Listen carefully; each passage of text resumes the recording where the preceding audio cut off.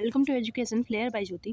आज के इस वीडियो में हम सीटेट मैथ पेडागॉजी 2018 से लेके 2024 तक के टोटल पेपर को करेंगे और साथ में कॉन्सेप्ट के साथ करेंगे। और ये पेपर 2 के क्वेश्चन है। पेपर 1 का मैं करवा चुकी हूँ, पेपर 2 का आज क्वेश्चन होगा। चलिए स्टार्ट करते हैं। यहाँ पर क्वेश्चन नंबर 46 से। अगर आप हमारे चैनल को सब्सक्राइब नहीं किए हैं तो कर लीजिएगा। क्वेश्चन है आपका 46। निम्नलिखित में से मुद्रा की योग का कौशल बढ़ाने के लिए सबसे उपयुक्त रणनीति कौन सी है? Which one of the following is the most suitable strategy to teach the skill of addition of money. हमें क्या बनाना है? मुद्रा का योग अगर ना समझ में आए तो इंग्लिश वाला भी पढ़ लिया करिए। एडिशन ऑफ मनी बताना है, जो मुद्रा है उसका योग। तो इसके लिए हम क्या करेंगे? इसके लिए हम जाएंगे रोल प्ले की साइड। ऑप्शन नंबर सेकंड सही हो जाएगा, रोल प्ले। अब रोल प्ले क्या होता है ये जानिए। जैसे कि मान लीजिए आपका क्लास है, इसमें कुछ स्टूडेंट होंगे 30 to 35 या फिर जितने भी होंगे, उसमें से 3-4 आप बच्चे को उठाए और फिर क्या किए, आपको मुद्रा का योग जैसे पढ़ाना है तो आप इनको अलग अलग रोल दे दिए। 10 रुपये का रोल, 100 रुपये का रोल, या फिर जो भी दिए मतलब अलग अलग रोल दे दिए। बस आपका इतना ही काम होता है रोल प्ले में। आप रोल दे दिए कि तुम 10 रुपये हो, तुम 5 रुपये हो, तुम 2 रुपये हो, या फिर तुम 50 रुपीज़ हो। तो ऐसे आप रोल दे दिए। इसके बाद वो क्या करेंगे, उन्हें थोड़ा सा इंस्ट्रक्शन दीजिए। फिर इसके बाद वो क्या करेंगे, वो उनके ऊपर डिपेंड है कि वो किस प्रकार से एक्टिविटीज़ करते हैं। तो रोल प्ले वही होता है। दूसरे शब्दों में जानिए कि जैसे मान लीजिए अगर आपको कहीं टीचर का रोल करवाना है बच्चे से, तो बच्चे को आप बता देंगे कि तुम्हारा रोल जो है टीचर का रोल है। अब बच्चा अपने अकॉर्डिंग अपने विचारों को रखेगा कि वो टीचर के रोल पर क्या बोलना चाह रहा है, क्या बोलेगा। तो ये बच्चे का खुद का विचार होता है, इसीलिए रोल प्ले बहुत अच्छा माना जाता है, क्योंकि बच्चा खुद के विचार से बोलेगा। क्योंकि इसमें पहले से कुछ लिखी फिक्स लाइनें नहीं होती हैं ड्रामा वगैरह की तरह। इसमें बस रोल देने का काम टीचर का होता है, आगे का काम टोटल बच्चा करता है। वो अपने हिसाब से अपने विचार को बाहर लाता है। तो सेकंड ऑप्शन इसमें सही है, ये सबसे बेस्ट होता है। नेक्स्ट क्वेश्चन नंबर 46 है, यहाँ 47 है यहाँ पर कि अपनी कक्षा में गुणा की अवधारणा को पढ़ाने के बाद, पहले हम क्वेश्चन को पढ़ते हैं। अपनी कक्षा में गुणा की अवधारणा को पढ़ाने के बाद एक शिक्षक ने अपने बच्चों से 48 को 4 से मल्टीप्लाई करने को कहा। 48 को 4 से मल्टीप्लाई करने को कहा। फिर क्या हुआ, उनके छात्रों में से एक ने इसे मौखिक रूप से हल कर दिया, ओरली सॉल्व किया। कैसे किया? अब 48 को 4 से गुणा करने के लिए हम पहले, वो बता रहा है, हम पहले 48 में 48 जोड़ते हैं। करना ये था। अब वो इसी प्रोसेस को किस प्रोसेस से कर रहा है, वो ऐसे कर रहा है। 48 को 48 में जोड़ते हैं, देन आता है ये 96। अब हमें पता है 2 बार 48 जोड़ने पर 96, तो 2 बार और जोड़ेंगे तो 96 प्लस कर दिया, फिर वो 192 लाता है।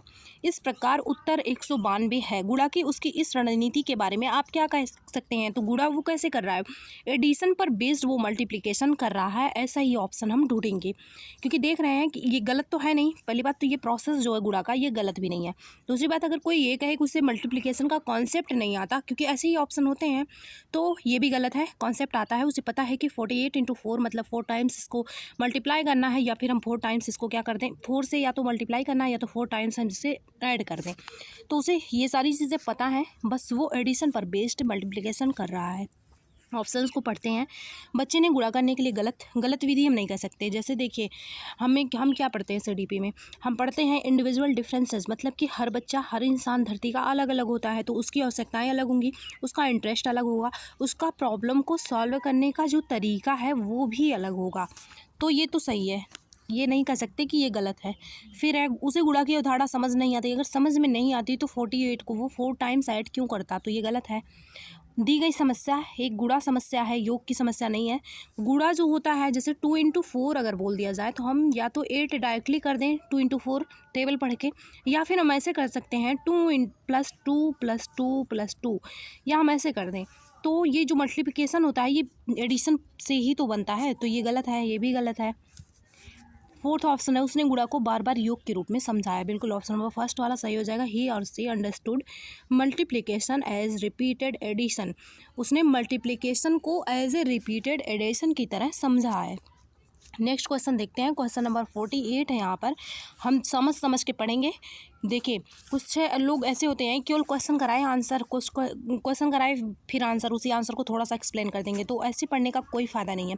जब तक आप चारों ऑप्शंस को नहीं देखेंगे तब तक आपका तैयार नहीं होगा, क्योंकि जो चारों ऑप्शंस होते हैं ना, फिर उनसे भी क्वेश्चन बनते हैं आने वाले समय में। चलिए, क्वेश्चन नंबर 48 है। यहाँ पर बच्चों को समय की अवधारणा को प्रस्तावित करने के लिए टाइम को के कॉन्सेप्ट को बताना है।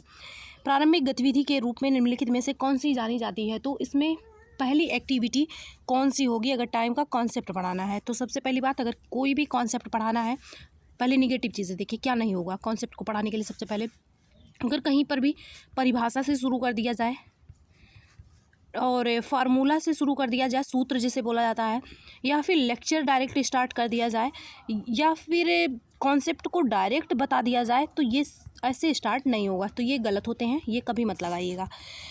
अब स्टार्ट कहाँ से करना है? अगर किसी भी कॉन्सेप्ट को पढ़ाना है तो हमें स्टार्ट जो करना है वो है, आप एक्सपीरियंस पहले बच्चे को दीजिए। मान लीजिए आपको सर्कल पढ़ाना है तो आप सर्कल के बारे में लेके आइए, उस शेप का बच्चे को एक्सपीरियंस, अनुभव दीजिए कि हाँ, तो एक तो अनुभव वर्ड आपको मिल जाएगा, इसको ढूंढिए।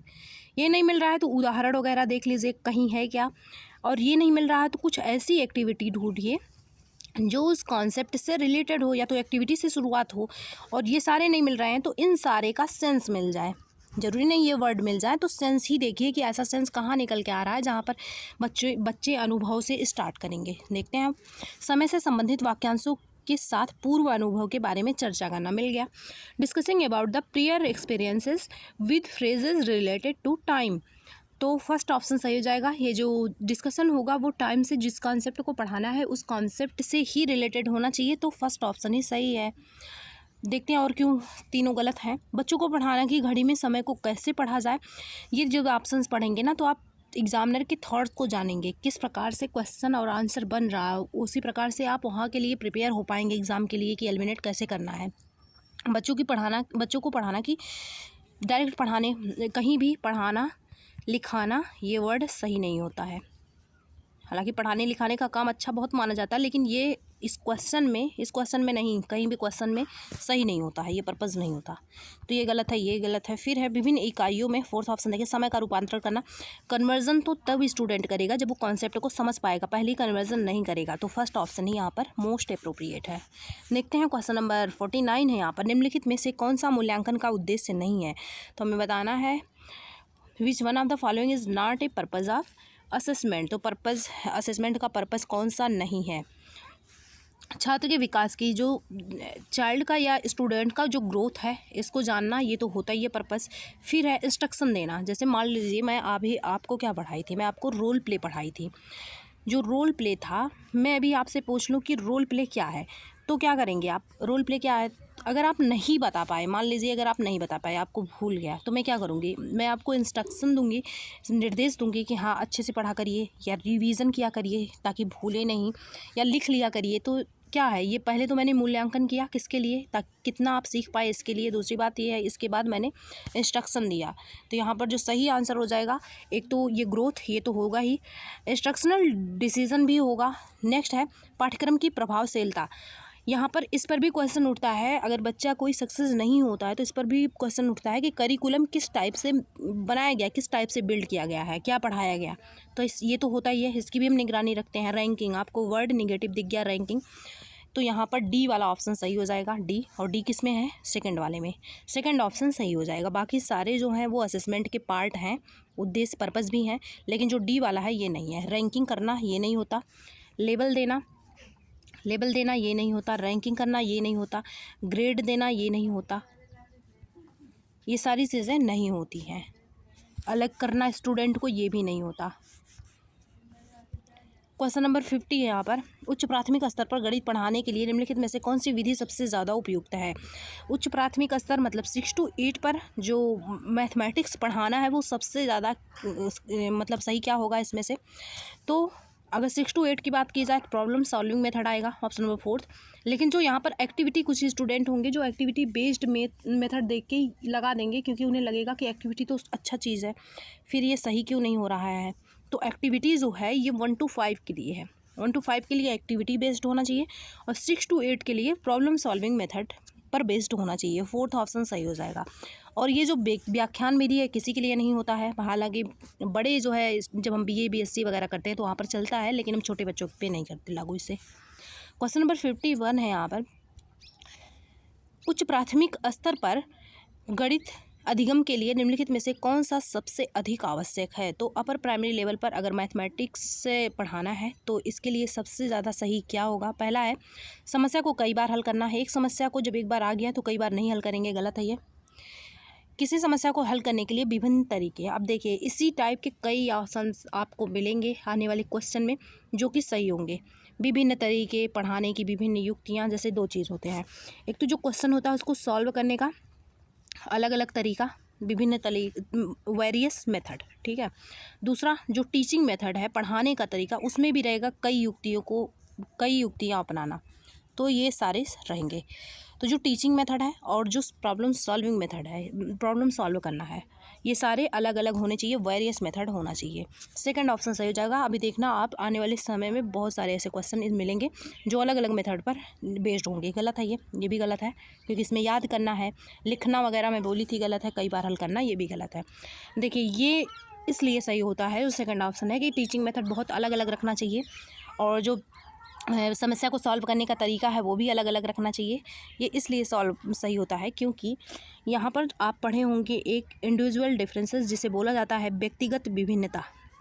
खाली प्लेस पे मैं समझाती हूँ, एक मिनट, ये सही क्यों होता है। आप पढ़े हैं व्यक्तिगत विभिन्नता और इंडिविजुअल डिफरेंसेस, और व्यक्तिगत विभिन्नता में आप क्या पढ़े हैं? ये पढ़े हैं कि जो हर इंसान है धरती का, वो क्या है, वो अलग अलग है। हर इंसान अलग अलग है। जब हर इंसान अलग होगा तो क्या, ये बताइए, जब जैसे आप पढ़ने में मान लीजिए जितने अच्छे हैं उतना अच्छा आपका दोस्त भी है, या जो चीज़ें आपको, मान लीजिए आपको मैथ ज़्यादा आती है, क्या आपका जो बगल वाला है ज़रूरी है उसे भी मैथ ज़्यादा आए, या उसे हिंदी ज़्यादा आती है ज़रूरी आपको भी आए? तो ऐसा नहीं होता है, हर इंसान अलग अलग होता है। अब आप हो सकता है किसी और विधि से पढ़ाना पसंद करता, मतलब सीखना पसंद करते हो, लेकिन जो आपके बगल वाला स्टूडेंट है वो किसी और विधि से।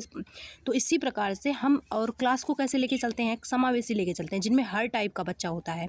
तो इसीलिए जब हर टाइप के बच्चे को आप क्लास में बिठा रखे हैं तो टीचिंग मेथड भी ज़्यादा से ज़्यादा टाइप का होना चाहिए, और जो टीचिंग लर्निंग मटेरियल है वो भी ज़्यादा से ज़्यादा टाइप का होना चाहिए, और प्रॉब्लम को सॉल्व करने का जो तरीका है वो भी ज़्यादा से ज़्यादा होना चाहिए।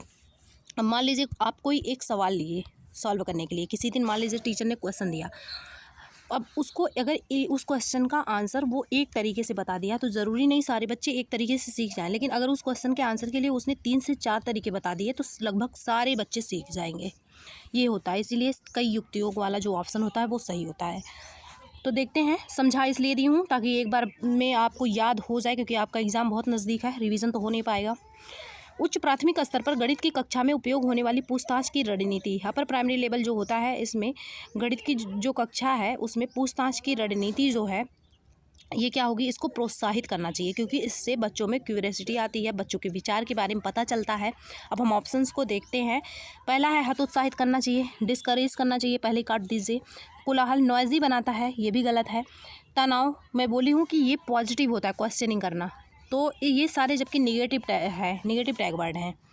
तो इसलिए फोर्थ ऑप्शन देखते हैं, बच्चों को उनके विचार या समझ व्यक्त करने और आलोचनात्मक रूप से सोचने में मदद करती है। तो फोर्थ ऑप्शन सही हो जाएगा कि बच्चों को उनके विचार या समझ को व्यक्त करने और आलोचनात्मक रूप से सोचने में मदद करता है। तो जो क्वेश्चनिंग होता है वो बच्चों में एक तो रचनात्मकता लाता है, दूसरी बात ये है कि क्वेश्चनिंग करने से क्रिटिकल थिंकिंग वाली जो चीज़ें होती हैं वो डेवलप होती हैं। तो फोर्थ ऑप्शन यहाँ पर सही हो जाएगा।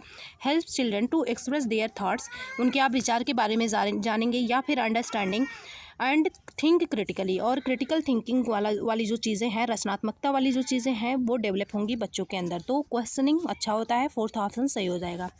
क्वेश्चन नंबर 53 है यहाँ पर, एक शिक्षक ने क्लास 8th के बच्चों को क्षेत्रफल मापन सिखाया।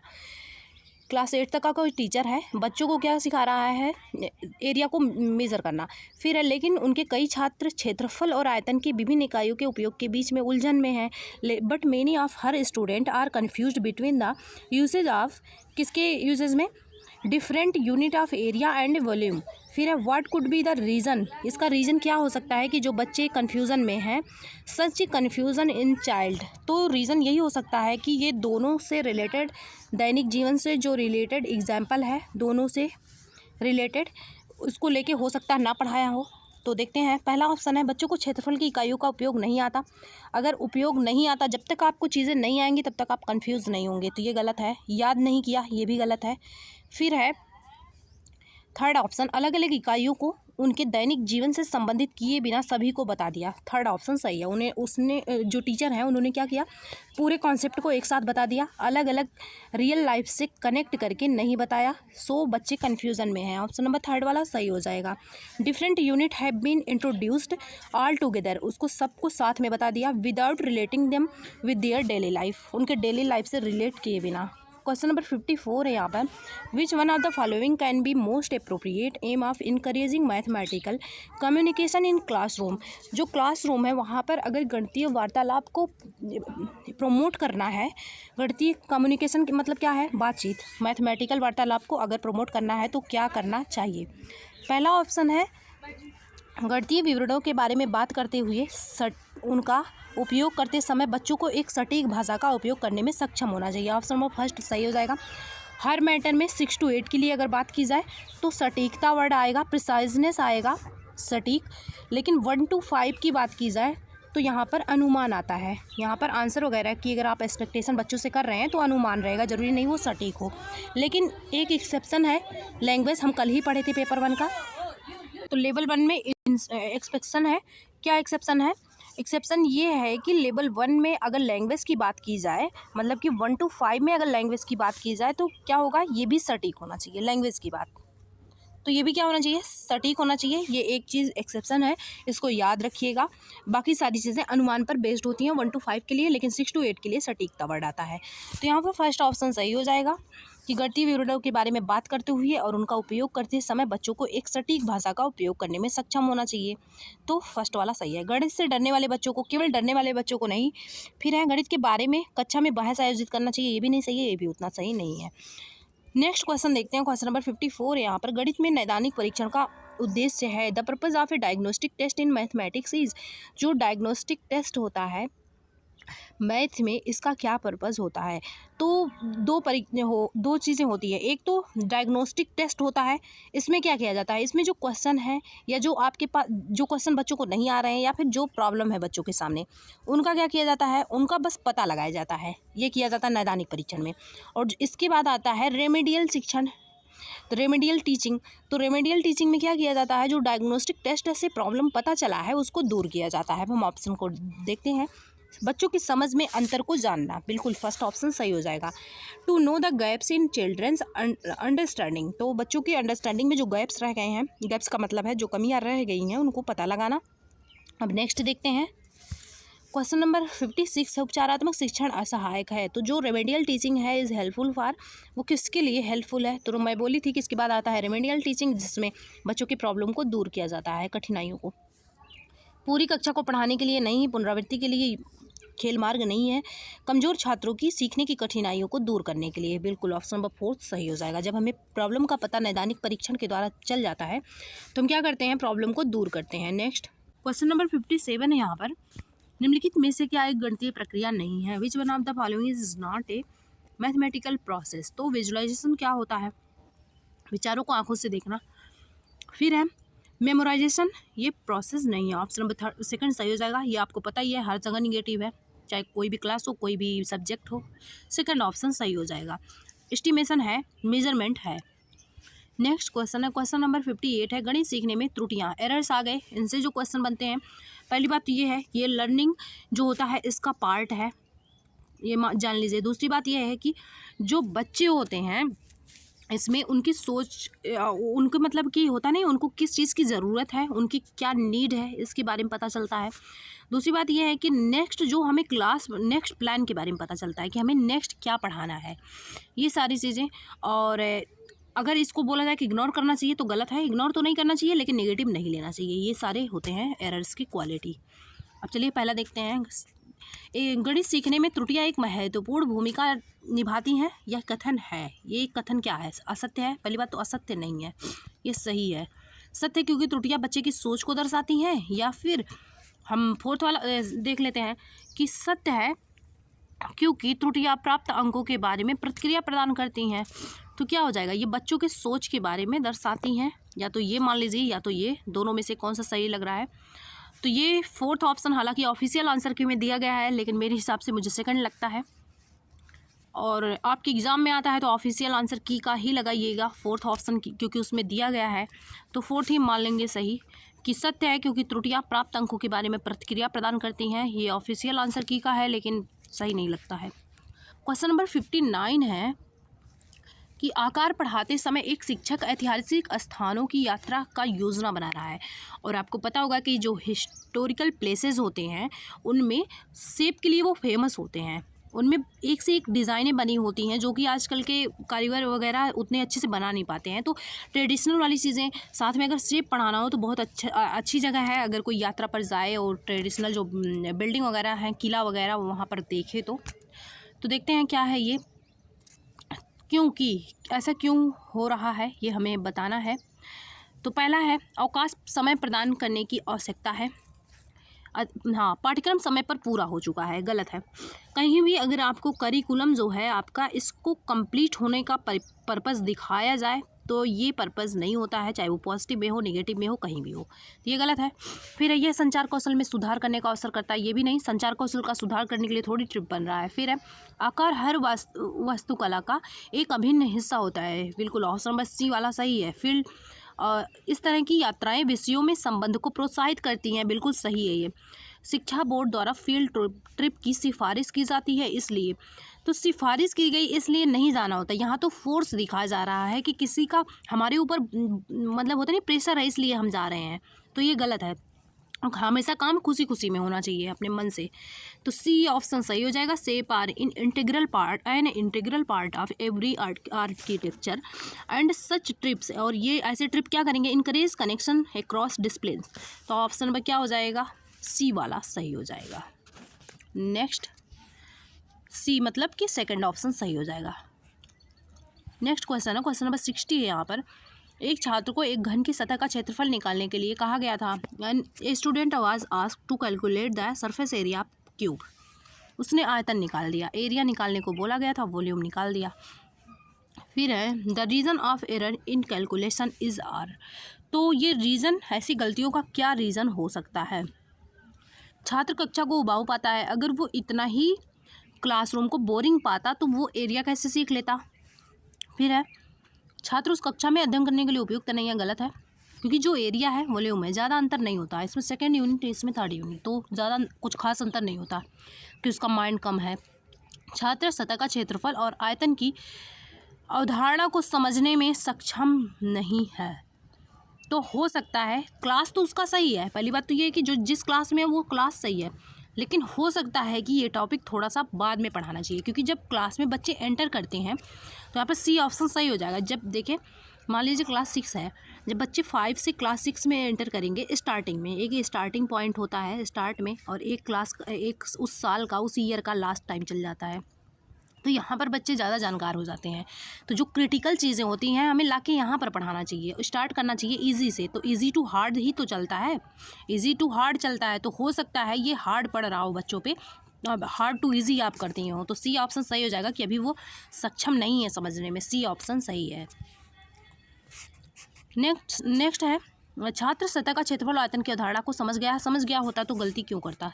पहला ऑप्शन सही हो जाएगा, सी पहला है ये। नेक्स्ट देखते हैं, नेक्स्ट क्वेश्चन है आपका, गणित के संदर्भ में ग्रामीण क्षेत्रों से विद्यालय में आने वाले बच्चों के लिए निम्नलिखित में से कौन सा सही है।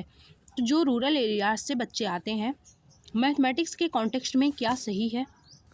पहली बात तो ये है कि रूरल एरियाज जो है यहाँ पर अभी भी ट्रेडिशनल जो मैथ है वो थोड़ा सा चल रहा है, तो उनके पास क्या होगा, जो ट्रेडिशनल मैथ है, जो मतलब ट्रेडिशनल मैथमेटिक्स के लिए उनके पास थोड़ा बहुत नॉलेज ज़रूर होगा। अब ऑप्शंस को हम ढूंढते हैं, उन्हें विधिवत गणित सीखने की कोई आवश्यकता नहीं है, गलत है। वो है तो सारे बच्चों के बराबर ही, तो क्यों ज़रूरत नहीं होगी, छोटे ही तो हैं वो। उनके पास मौखिक गणितीय परंपराओं और ज्ञान की प्रचुरता है, बिल्कुल सही है। मौखिक रूप से जो ओरली ट्रेडिशनल मैथमेटिक्स है और नॉलेज है उनकी प्रचुरता है, ऑप्शन नंबर सेकंड सही हो जाएगा। उन्हें गणित का कोई ज्ञान नहीं है, गलत है। फिर है उनकी गणित में संचारण निपुणता निकृष्ट है, तो ये भी गलत है। पुअर, निकृष्ट का मतलब है पुअर, तो सेकंड ऑप्शन सही हो जाएगा। नेक्स्ट क्वेश्चन नंबर 49 है। यहाँ पर निम्नलिखित कथनों को पढ़िए। स्टेटमेंट को पढ़ना है, हम स्टेटमेंट से लगा देते हैं क्वेश्चन को। अपगृहित प्रस्ताव है, जो एग्जियम है or proposition which are assumed. तो बिल्कुल सही है, जो एग्जियम होता है इसे इसे प्रूफ करने की ज़रूरत नहीं होती, इसे प्रूफ करने की ज़रूरत नहीं होती, ये ऑलरेडी प्रूफ होता है और इसे हम एज्यूम कर लेते हैं, ऐसे ही मान लेते हैं बिना प्रूफ किए। तो ए ऑप्शन सही है इसमें। अब नेक्स्ट देखते हैं, अब गृहीत विशेष प्रमेय है, जबकि जो थ्योरम होते हैं इनको प्रूफ करने की ज़रूरत होती है। तो अगर एक्सियम जो है ये थ्योरम होता है तो प्रूफ करने की ज़रूरत नहीं होती, तो ये गलत है। अब गृहीत परिभाषाएं डेफिनेशन नहीं है, डेफिनेशन को प्रूफ करना पड़ता है कभी कभी एग्जाम्पल वगैरह देके। अब गृहीत को सिद्ध करने पर वह प्रमेय बन जाता है, गलत है। प्रमेय सिद्ध किया जाता है, अब गृहीत नहीं, गलत है ये। ए सही है, ऑप्शन नंबर 4 सही हो जाएगा, केवल ए, ओनली ए। नेक्स्ट क्वेश्चन नंबर 50 है यहाँ पर। निम्नलिखित में से कौन सा कथन विद्यार्थियों द्वारा गणित में की गई अशुद्धियों के समसामयिक निरीक्षण पर प्रकाश नहीं डालता? विच of the following statement does not reflect contemporary view of student errors in mathematics. तो उन्हें अनदेखा करना चाहिए, मैं भी जस्ट बताई थी कि ओवरलुक नहीं करना, इग्नोर नहीं करना है, गलत है ये। वे अधिगम का हिस्सा हैं, ये तो सही है। तो फर्स्ट ऑप्शन सही हो जाएगा, क्योंकि निगेटिव वाला पूछ रहा है कि कौन सा प्रकाश नहीं डालता, तो पहला ही प्रकाश नहीं डालता, ये इसकी क्वालिटी नहीं है, वही प्रकाश नहीं डालेगा, जबकि वो अधिगम का पार्ट है, पहली बात। दूसरी बात, जानकारी प्राप्त करने का मूल्यवान स्रोत है। तीसरी बात यह, वे अध्यापिका का उसकी कक्षाओं की आयोजना तैयार करने के लिए, मैं बोली थी ये सब कि वो प्लानिंग में भी हेल्प करते हैं। नेक्स्ट देखते हैं, क्वेश्चन नंबर 51 है यहाँ पर। निम्नलिखित कथनों में से गणित के संदर्भ में कौन सा सही है? तो which of the following statement regarding mathematics is true. तो कौन सा सही है? मैथमेटिक्स क्या एक टूल है? मैथमेटिक्स इज ए टूल, सही है। फॉर्म ऑफ आर्ट है, एक कला ही तो है, एक भाषा है, इज ए लैंग्वेज, बिल्कुल सही है। ये तीनों सही हैं। और मैथमेटिक्स ही नहीं, हर सब्जेक्ट एक भाषा है, बस एक जस्ट ए लैंग्वेज है, बस कोई क्रिटिकल है, कोई इजी है। A B C option number 4 सही हो जाएगा। नेक्स्ट क्वेश्चन है, यह सिद्ध करने के लिए कि √2 एक इरेशनल नंबर है। फिर है teacher begins bye assuming that it is a rational number. वो एज्यूम करना शुरू कर देते हैं कि प्रूफ करना था कि √2 क्या है, इरेशनल नंबर है, लेकिन वो स्टार्ट कहाँ से कर देते हैं? वो स्टार्ट कर देते हैं, बेगिन कहाँ दिया गया था यहाँ पर, begin by assuming that it is a rational number, लेकिन वो प्रूफ करना है उन्हें, लेकिन वो स्टार्ट कर देते हैं कि √2 क्या है, रेशनल नंबर। यहाँ से स्टार्ट करते हैं, यहाँ पर जाना है। फिर है and then proceed to show how this assumption is not feasible. तो फिर इसके बाद वो प्रूफ करते हैं कि किस प्रकार से ये अनुमान संभव नहीं है। This is an example of proof why. तो ये जो तरीका है प्रूफ करने का, कि मतलब अगर इसको इरेशनल प्रूफ करना है तो उसका उल्टा रेशनल की तरफ जाइए, फिर इरेशनल अपने आप निकल के आ जाएगा। तो ये कौन सा तरीका होगा? तो ये जो तरीका है वो है, आप खुद ही सोचिए, मान लीजिए किसी संख्या, कोई संख्या पॉजिटिव है, एक तरीके से और फिर समझिए, कोई संख्या पॉजिटिव है, हम जान रहे हैं कि हाँ वो संख्या पॉजिटिव है, लेकिन हमें प्रूफ करने के लिए अगर बोल दिया गया और हमें प्रूफ करना था पॉजिटिव, लेकिन हम लेके चले नेगेटिव, हम जानते हैं कि क्योंकि ये पॉजिटिव है तो ये बाद में नेगेटिव ही साबित होगा। तो ऐसा हम उल्टा लेके जिसमें चलते हैं, अपोजिट वाला जिसमें लेके चलते हैं, वो क्या हो जाएगा? प्रतिवाद हो जाएगा, कॉन्ट्राडिक्शन। ऑप्शन नंबर 3 सही हो जाएगा, जिसमें उल्टा एकदम लेके चला जाए वो कॉन्ट्राडिक्शन होता है। नेक्स्ट क्वेश्चन है, क्वेश्चन नंबर 53 है यहाँ पर। निम्नलिखित में से कौन सा कथन गणितीय अधिगम के वांछित मूल्यांकन अभ्यास पर प्रकाश डालता है? तो वांछित मूल्यांकन अभ्यास पर प्रकाश डालता है, पहला है विद्यार्थियों का आकलन करने के लिए केवल वर्ड निगेटिव है, ये गलत है। विद्यार्थियों का आकलन करने के लिए वार्तालाप करना, हाँ, डिस्कस करना, मैं बोली थी ये पॉजिटिव होता है। With children can also be helpful in assessing them. अगर उनके साथ डिस्कशन हो रहा है, और क्या हो रहा, सेकंड ऑप्शन ही है ना, हाँ, और क्या हो रहा है, 1-to-1 डिस्कशन, एक एक करके विचार विमर्श भी लाभदायक हो सकता है। तो ऑप्शन नंबर सेकंड वाला सही हो जाएगा। एक तो कन्वर्सेशन और दूसरा 1-to-1 डिस्कशन, दोनों पॉजिटिव है, कन्वर्सेशन भी पॉजिटिव है और 1-to-1 डिस्कशन भी पॉजिटिव है। तो यहाँ पर सही आंसर ऑप्शन नंबर सेकंड हो जाएगा। और ऑप्शंस को देख लेते हैं, क्या पता वो भी कुछ सही टाइप के हों। आकलन उत्पादन के अनुकूलन और उचित प्रयोग पर केंद्रित होना चाहिए, उत्तर पर केंद्रित नहीं होना चाहिए। कोई भी चीज़ हो, चाहे वो आकलन है या कुछ भी है, वो चाइल्ड सेंटर्ड होना चाहिए, ना कि उत्तर पर केंद्रित। फिर विद्यार्थियों के अनुचित उत्तरों की अधिकांशतः उपेक्षा कर देनी चाहिए। तो 2 वर्ड आप जानिए। एक तो वर्ड यूज़ किया जाता है अपेक्षा। अपेक्षा का मतलब ये है कि उम्मीद रखना किसी से, ये होता है अपेक्षा। अगर वहीं ऊ दे दे, उपेक्षा दे दे, एक मिनट। उपेक्षा दे दे तो इसका मतलब होता है आलोचना करना, बुराई करना या इग्नोर करना बोल सकते हैं। तो यही है कि उनके उत्तरों को अधिकांशतः उपेक्षा है, मतलब कि इग्नोर कर देना चाहिए, तो ये गलत है। सेकंड ऑप्शन ही सही हो जाएगा कि 1-to-1 डिस्कशन होना चाहिए एंड कन्वर्सेशन होना चाहिए, ये मूल्यांकन का पर्पज़ होना चाहिए।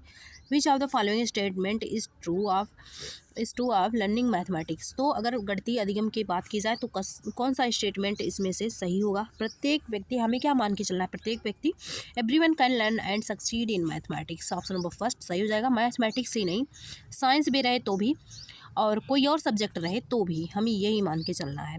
फिर है लड़कियों पर गणित पर अधिक ध्यान देने की, ये स्टेरियोटाइप हो गया। गणित एक विशेष विषय है जो कि विशिष्ट कुछ लोगों के लिए, कुछ लोगों के लिए नहीं है, सभी लोगों के लिए है। तो सेकंड ऑप्शन सही, फर्स्ट ऑप्शन यहाँ पर सही हो जाएगा। नेक्स्ट क्वेश्चन है, क्वेश्चन नंबर 55 है।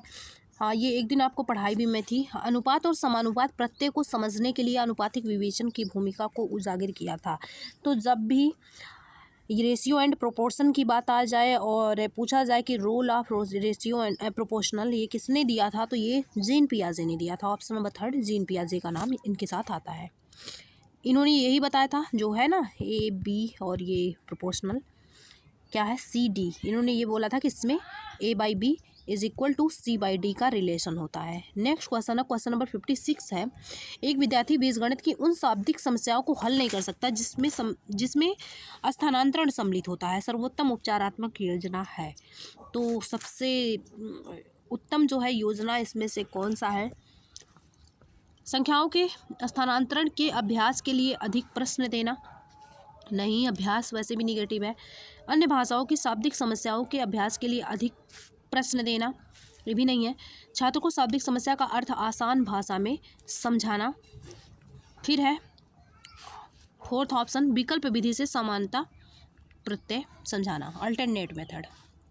ये तो बोली थी कई मेथड लेके आई, अल्टरनेट मेथड। ऑप्शन नंबर 4 सही हो जाएगा।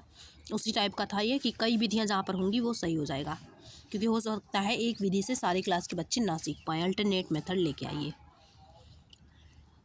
क्वेश्चन नंबर 57 है यहाँ पर। गणित अध्यापन की समसामयिक समझ अध्यापकों को एक निम्नलिखित सभी को करने को प्रोत्साहित करता है, केवल एक को छोड़कर। जो contemporary understanding of mathematics pedagogy encourage teacher को इनकरेज करता है। डू ऑल, सब कुछ करने को, एक्सेप्ट, एक चीज़ को छोड़ के। चलिए देखते हैं क्या छोड़ना है इसमें से। सन्निकटन हल प्राप्त करने की क्षमता को प्रोत्साहित करना। तो अगर कोई भी सोल्यूशन है, कोई भी मतलब कि क्वेश्चन, उसको सॉल्व करने के लिए प्रोत्साहित करना, ये तो सही है। समस्याओं के परिकलन को परिचय उसकी संकल्पनात्मक समझ से पहले कराना, तो ये उल्टा जस्ट बोल दिया गया है। जबकि परिकलन का परिचय बोल रहा है कि संकल्पनात्मक समझ से पहले कराना। तो ये बताइए, पहले आप कॉन्सेप्ट को समझाएंगे या फिर पहले परिकलन ही बता देंगे? तो ये हो जाएगा सेकंड ऑप्शन सही, ये उल्टा बताया जा रहा है, सेकंड ऑप्शन सही हो जाएगा। इसको नहीं करना है, बाकी सबको करना है। क्वेश्चन नेक्स्ट, क्वेश्चन नंबर 48 है यहाँ पर। एक गणितीय प्रमेय है, तो एक मैथमेटिकल जो थ्योरम होता है वो क्या है? एक कथन है जिसे अपगृहीतों की तर्कसंगत युक्तियों द्वारा प्रूव किया जा सकता है। तो प्रमेय को मैं बोली थी कि इसे प्रूव करने की जरूरत होती है, एग्जाम को नहीं होती। तो फर्स्ट ऑप्शन सही हो जाएगा। ए स्टेटमेंट एक स्टेटमेंट होता है that has been proven by logical arguments based on axiom. Option number first सही हो जाएगा। एक कथन जो कि सदैव सही होता, गलत है, सदैव सही नहीं होता, इसे प्रूव करने की आवश्यकता होती है। सत्यता असत्यता की कोई जानकारी नहीं, सत्य होता है, प्रूफ करना पड़ता है। एक कथन है जिसकी उत्पत्ति यथेष्ट साक्ष्य से रहित है, एविडेंस से रहित है, ये गलत है, ये भी विदाउट एविडेंस थोड़ी होता है। तो 48 का फर्स्ट ऑप्शन सही हो जाएगा। नेक्स्ट क्वेश्चन देखते हैं, क्वेश्चन नंबर 49 है यहाँ पर। वस्तुएं जो कि एक समान वस्तु के बराबर हैं वे एक दूसरे के बराबर होंगी। जब भी इस टाइप के स्टेटमेंट आए, एक दिन मैं आपको पढ़ाई थी यूक्लिड के जो अभिगृहित हैं, क्वेश्चन कराते टाइम ही सारे अभिगृहितों को बताई थी, 5 से 6 जो अभिगृहित थे। तो अगर आपको ना आता हो, टाइम ना हो उस वीडियो को देखने का, तब भी समझ लीजिए कि यहाँ पर इस टाइप के जहाँ भी स्टेटमेंट दिया रहे और पूछा जाए कि ये अभिगृहित, ये एक्सियम किसका है, तो यूक्लिड लगाइएगा। ऑप्शन नंबर फर्स्ट सही हो जाएगा, यूक्लिड है, क्योंकि इन्हीं का अभिगृहित आपके सिलेबस में है और बहुत फेमस है, पूछा भी जाता है। उसी टाइप के रहेंगे और भी, तो फर्स्ट ऑप्शन सही हो जाएगा। क्वेश्चन नंबर 50 है यहाँ पर कि गणित में अंतःविषयकता को प्रोत्साहित करने के लिए, अंतःविषयकता जो होता है उसे पहले समझिए क्या है। सब्जेक्ट एक रहेगा, पहली बात तो ये कि जो सब्जेक्ट है वो क्या रहेगा, सब्जेक्ट एक रहेगा, लेकिन इसी सब्जेक्ट में कई सब्जेक्ट कई चीज़ें पढ़ाई जाएंगी। ये होता है अंतः विषयकता। किसी आकलन योजना के रूप में उपयोग किया जाता है, तो किसे इनकरेज किया जाएगा असेसमेंट स्ट्रेटजी के रूप में। पहला है प्रोजेक्ट परियोजना। जो प्रोजेक्ट है ये तो पॉजिटिव है, आपको पता ही है, प्रोजेक्ट विधि से बच्चों को पढ़ाते भी हैं। फील्ड ट्रिप भी अच्छा है। फील्ड ट्रिप अगर आपको कहीं भी पूछा जाए कि कौन सा ऐसा तरीका है जिसमें सेंसस के माध्यम से सीखना सबसे ज़्यादा होगा, तो वो फील्ड ट्रिप होता है, सबसे अच्छा माना भी जाता है। ये होगा, ये होगा। एनेक्डोटल जो रिकॉर्ड है ये कोई स्ट्रेटजी नहीं है पढ़ाने का, ओलंपियाड भी नहीं। A and B option number first सही हो जाएगा। नेक्स्ट क्वेश्चन नंबर 51 है यहाँ पर कि किस विधि से यह सिद्ध किया जा सकता है कि दो समपूर्णांकों का योग सदैव सम होता है। दो समपूर्णांक इवन नंबर्स लीजिए, 2 + 4 6 आया, ये भी इवन है, सही है ये। फिर और देख लेते हैं, 4 और 4 ले लेते हैं, 8 आया, ये भी सही है। 6 और 4 ले लेते हैं, 10 आया, ये भी सही है, ये भी इवन है, ये भी इवन है, ये भी इवन ही आ रहा है इवन को ऐड करने पर। तो हम क्या कर रहे हैं, डायरेक्ट देख रहे हैं, 4 करके आंखों के सामने डायरेक्ट दिख रहा है ना, डायरेक्ट प्रूफ इसका आपके सामने है, तो प्रत्यक्ष विधि होगा। ऑप्शन नंबर सेकंड सही हो जाएगा कि दो समपूर्णांकों का योग सदैव सम होता है। ऐसे जो दिख जाए आंखों के सामने डायरेक्ट करने पर, तो वो होता है direct proof. Option number first वाला सही हो जाएगा, प्रत्यक्ष उत्पत्ति। क्वेश्चन नंबर 52 है यहाँ पर कि गणित के उच्च प्राथमिक स्तर पर निम्नलिखित में से किन कौशलों को प्रोत्साहित किया जाता है। तो which of the following skills are promoted by mathematics at upper primary stage. Visualization बता चुकी हूँ। मानदर्शन जो होता है किसी चीज़ को, जैसे कोई चीज़ें हैं कल्पना में ही देखना, वो विजुअलाइजेशन होता है। ट्रांसपोजिशन पक्षांतरण होता है, ये तो होगा। अगर मान लीजिए इसमें से किसी को कुछ नहीं आता, उसे दिख जाएगा कि ये कंठस्थ करना, इतना तो आपको पता ही होगा, कंठस्थ करना निगेटिव है, गलत है याद करना, मेमोराइजेशन। तो आप देख लीजिए जिस ऑप्शन में सी नहीं होगा वो होगा। हो सकता है सी भी आंसर मिल जाए, कभी कभी नहीं भी मिलता, कभी कभी मिल भी जाता। तो आपको दिख रहा है सी इसमें है, कट कर दीजिए, सी इसमें है, कट कर दीजिए, सी इसमें है, कट कर दीजिए। अब आपको मिल गया कि नहीं, ऑप्शन नंबर फर्स्ट सही हो जाएगा। ये मेथड ज़रूर लगाइएगा, ये मत सोचिएगा कि नहीं सी कहीं में होगा, फर्स्ट ऑप्शन सही हो जाएगा। तो यहाँ पर जो मानदर्शन है, पक्षांतरण है, सामान्यीकरण मतलब जनरलाइजेशन है, एस्टिमेशन है, अनुमान लगाना, ये सारे होंगे कंठस्थ करना को छोड़ के। नेक्स्ट देखते हैं क्वेश्चन नंबर 54 है राष्ट्रीय पाठचर्या की रूपरेखा एनसीएल 2005 के अनुशंसा के अनुसार सभी के लिए गणित उपलब्ध कराने का व्यापक उद्देश्य क्या है। तो आप पढ़े हैं कि जो बोला जाता है कि मैथमेटिक्स फॉर ऑल, इसका क्या पर्पज़ होता है। चलिए ऑप्शंस को लगाते हैं, क्या पर्पज़ है इसका। ये मान लिया जाना चाहिए कि गणित का महत्व कुछ विशिष्ट, तो ये तो फॉर ऑल की बात कर रहा है ना, यहाँ पर देखिए फॉर ऑल की बात कर रहा है, तो कुछ विशिष्ट वाले ऑप्शन को काट ही दीजिए, केवल वर्ड वाले काट दीजिए। तीसरा है विभिन्न क्षेत्रों और विभिन्न सामाजिक समूहों वाले गणितज्ञों की योगदान की विशेषताओं पर बल देना, या फिर गणित में फिर बोला गया, जबकि जब फॉर ऑल बोला है तो मतलब कमज़ोर बच्चों को भी तो लेना होगा कि केवल टैलेंटेड स्टूडेंट को लेंगे, तो ये भी गलत हुआ। थर्ड ऑप्शन सही हो जाएगा कि contributions of mathematicians from different region and different social group should be highlighted. तो डिफरेंट जो रीजन के आते हैं, डिफरेंट सोशल ग्रुप के आते हैं, उनको हाईलाइट करना चाहिए। थर्ड ऑप्शन सही हो जाएगा।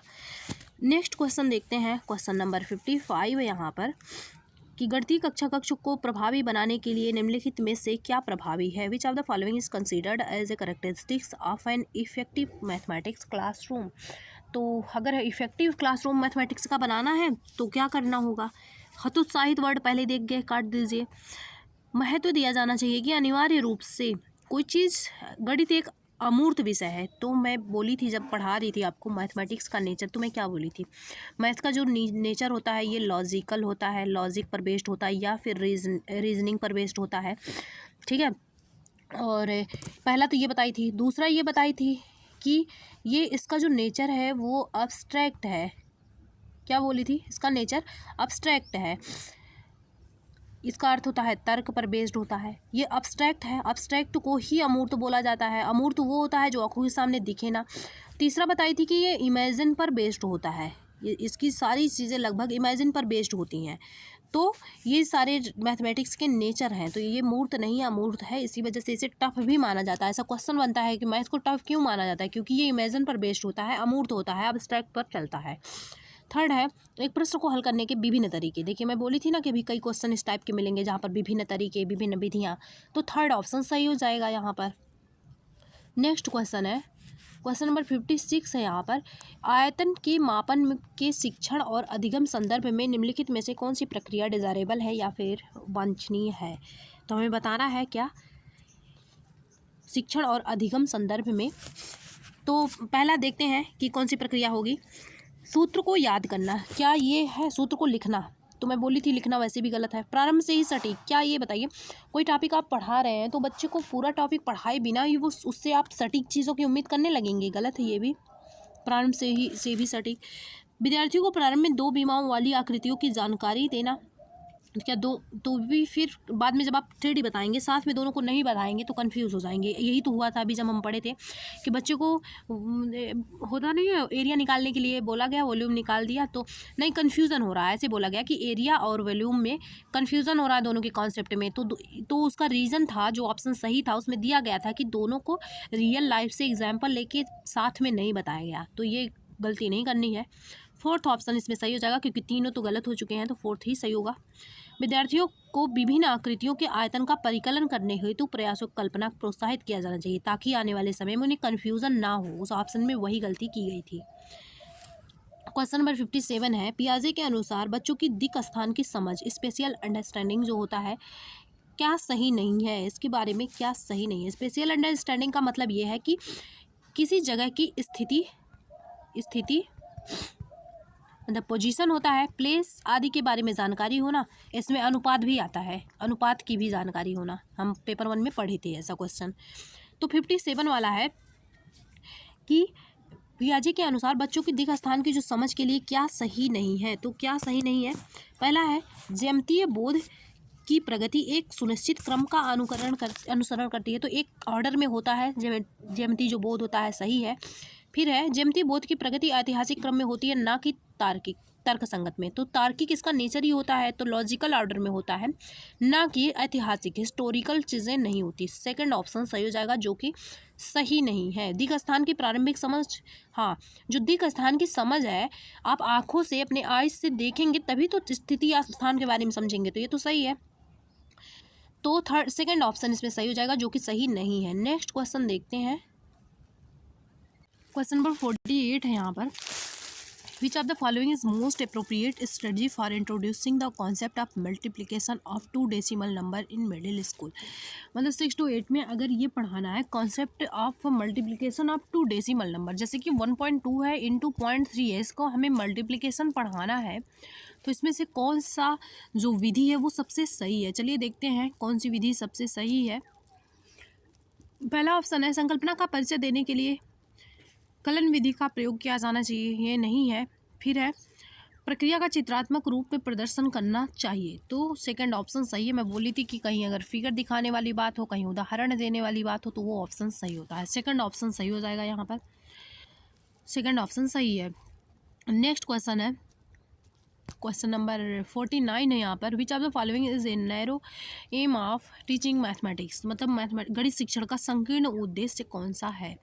पहला है, सुव्यवस्थित तर्क को प्रोत्साहित करना, तो ये तो अच्छा है, ये तो मेन इसका पर्पस ही होता है, रीजनिंग एमोंग चिल्ड्रन, इसको इनकरेज करना। फिर है, कथन की सत्यता और असत्यता को प्रमाणित करने की योग्यता, ये भी योग्यता का विकास इसी से होता है कि कोई भी कथन सत्य है या फिर नहीं सत्य है, प्रूफ वगैरह इसीलिए तो करते हैं। फिर है, विद्यार्थियों को संख्याओं और संख्याओं पर होने वाली संक्रियाओं का संचालन करने में निपुण होना, थर्ड ऑप्शन सही हो जाएगा। यहाँ पर किसी एक टॉपिक की बात नहीं हो रही है, जो आप संख्या का नाम ले लिए, तो संख्या नंबर सिस्टम एक चैप्टर है ना, तो संख्या का नाम कोई एक टॉपिक तो होता नहीं है मैथ में, जो मैथ है पूरे मैथ की बात हो रही है, तो किसी एक टॉपिक पर अगर फिक्स होगा आंसर तो वो ऑप्शन गलत हो जाएगा। वो गलत का मतलब है सबसे कम इम्पॉर्टेंट वो होगा, ये है इम्पॉर्टेंट लेकिन सबसे कम इम्पॉर्टेंट है। क्या पूरा मैथ नंबर्स पर बेस्ड है? नहीं, नंबर सिस्टम पर ही थोड़ी बेस्ड है, ज्योमेट्री वगैरह भी तो है, तो थर्ड ऑप्शन सही हो जाएगा। नेक्स्ट क्वेश्चन है, क्वेश्चन नंबर 50 है यहाँ पर, कि निम्नलिखित में से कौन सी योजना विद्यार्थियों को गणितीय प्रश्नों को हल करने का शिक्षण देने के लिए सर्वाधिक उपयुक्त है। तो अगर विद्यार्थियों को क्या करना है, गणितीय प्रश्नों को हल करने का शिक्षण देना, मतलब कि जो प्रॉब्लम्स होते हैं उनको कैसे सॉल्व करना है इसका शिक्षण देना है, तो क्या हो सकता है, हतोत्साहित आपको दिख गया होगा, पहले ही गलत है। सूत्रों की सूची बनाना, ये भी गलत है, ये भी सही नहीं है। फिर है अध्यापिका को शुरू में ही, देखिए शुरू में ही वर्ड यूज़ कर दिया गया। समस्या के हल प्राप्त करने की जड़ों की व्याख्या कर देनी चाहिए, व्याख्या नेगेटिव है। विद्यार्थियों को प्रोत्साहित किया जाना चाहिए कि वे प्रश्न को बहुत से परिप्रेक्ष्यों से अवलोकन करें, तो यही तो है बहुत सी विधियाँ, तो मेनी पर्सपेक्टिव से उसको अवलोकन करें। उसका ऑप्शन नंबर फर्स्ट, फोर्थ वाला सही हो जाएगा। अलग अलग विधि से अवलोकन करिए, फोर्थ ऑप्शन सही है, यही प्रॉब्लम सॉल्व करने का तरीका होता है। क्वेश्चन नंबर 51 है identify the incorrect statement from among the following. पहला है गणितीय ज्ञान की संरचना में परिकल्पना की एक भूमिका है। जो गणितीय ज्ञान की संरचना है, क्या परिकल्पना की उसमें एक भूमिका होती है? बिल्कुल होती है। हाइपोथेसिस तो बहुत सारे होते हैं, क्योंकि यहाँ पर बोला जाता है, जो साइंस है या मैथ है, इसमें बोला जाता है कि ये बेस्ड ही किस पर है, कल्पना पर है, इमेजिनेशन पर है, या हम बोल सकते हैं अनुमान पर बेस्ड है। साइंटिस्ट वगैरह बहुत सारे वर्क अनुमान पर ही करते हैं। तो गणित में कल्पित तर्क प्रमुख होते हैं। आर्गुमेंटेशन जो है ये सेंट्रल है मैथमेटिक्स का, तर्क पर ही बेस्ड होता है। फिर है गणितीय संचारण में भाषा का प्रयोग जो है ये क्या होना चाहिए, ये परिशुद्ध होना चाहिए। तो ये तो अभी जस्ट मैं बताई थी कि प्राइमरी लेवल 1 to 5 हो या फिर 6 to 8 हो, अगर गणित की भाषा का यूज़ किया जाएगा दोनों जगह सटीक होना चाहिए। फोर्थ ऑप्शन है गणितीय ज्ञान की संरचना में अनुमान लगाना उपयोगी नहीं है। तो जो गणितीय ज्ञान की संरचना है उसमें क्या बोला जा रहा है, अनुमान लगाना उपयोगी नहीं है। तो फोर्थ ऑप्शन सही हो जाएगा कि इसकी जो संरचना स्ट्रक्चर है ज्ञान की संरचना में अनुमान लगाना उपयोगी नहीं होता है, ये अशुद्ध है। मैं बोली थी कि ये अनुमान पर ही बेस्ड होता है, तो अनुमान लगाना उपयोगी नहीं कैसे होगा, फोर्थ ऑप्शन सही हो जाएगा, क्योंकि मैं स्टार्टिंग में बताई थी कि कल्पना और अनुमान पर बेस्ड होता है, इमेजिनेशन पर। क्वेश्चन नंबर 52 है यहाँ पर, विद्यार्थियों में गणित अधिगम का मूल्यांकन करने के लिए निम्नलिखित में से कौन सी योजना वांछनीय है? तो अगर असेसमेंट करना है, which of the following is a desirable strategy for assessing students learning in mathematics, तो कौन सा होगा? पहला है समानता के लिए सभी विद्यार्थियों को एक समान कार्य दिया जाए, तो एक समान कार्य नहीं होगा, कौन सी, ये केवल मतलब इतना ये एनएफ नहीं है। पहला है। सेकंड है विद्यार्थियों के अशुद्ध उत्तरों की उपेक्षा की जाए, ये भी नहीं है। फिर है विद्यार्थियों की अपने उत्तरों को, बिल्कुल सही है, जहाँ पर भी आपको ऑप्शन मिल जाए कि जो स्टूडेंट है वो जो आंसर अपना दे उसको जस्टिफाइड भी कर सकें, तो ये सही होता है। Students justification for their response, वो जो रिस्पॉन्स किए हैं उसके लिए जस्टिफिकेशन दे पाए, should be an important basis of assessment, तो ये असेसमेंट का अच्छा बेस होता है, क्योंकि बच्चों में इससे सोच विचार की क्षमता डेवलप होगी। मान लीजिए कोई क्वेश्चन का आंसर दे दिया कि 2 + 4 इंटू मान लो 3 दे दिया, यहाँ पर प्लस है, और इसके बराबर दे दिया कि 18 है, तो वो बता भी पाए कि कैसे हुआ, तो यही होता है यहाँ पर कि यहाँ पर बता पाए बच्चे कि कैसे वो आंसर दिए, किस तरीके का, किस प्रोसेस का यूज़ किए। नेक्स्ट क्वेश्चन है, क्वेश्चन नंबर 53 है, एक आकृति का त्रिभुज होने के लिए शर्त है कि क्या है, यह 3 रेखाखंडों का क्या हो, सम्मिलन हो। तो एक आकृति का यह बोला जा रहा है कि अगर कोई फिगर है वो ट्रायंगल है, तो the condition that it is a union of 3 segment, तो 3 रेखा तो बहुत ज़रूरी है त्रिभुज के लिए, बोला ही जाता है, इसका डेफिनेशन है 3 रेखाओं से घिरी हुई आकृति को त्रिभुज बोला जाता है। 3 रेखाएं तो ज़रूरी ही है, ये तो नेसेसरी है, but not a sufficient condition, option number first सही हो जाएगा, but not a sufficient condition. क्या इतना सफिशियंट है? नहीं, इसकी जो साइज़ वगैरह है इस पर भी तो डिपेंड होता है, ये एंगल पर भी तो डिपेंड होता है, तो ये सफिशियंट तो नहीं है लेकिन नेसेसरी है तीनों।